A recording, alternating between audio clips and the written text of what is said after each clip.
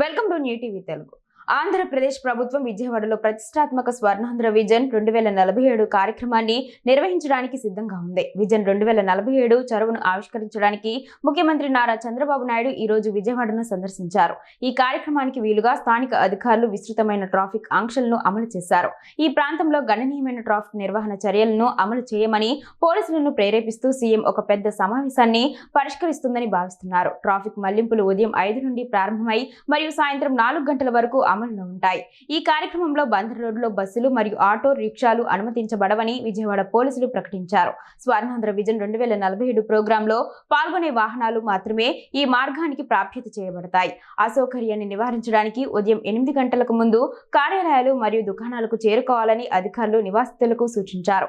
ఈ కార్యక్రమం సజావుగా మరియు అంతరాయం లేకుండా నడుస్తుందని నిర్ధారించడానికి విజయవాడ పౌరుల సహకారాన్ని కూడా పోలీసులు అభ్యర్థించారు.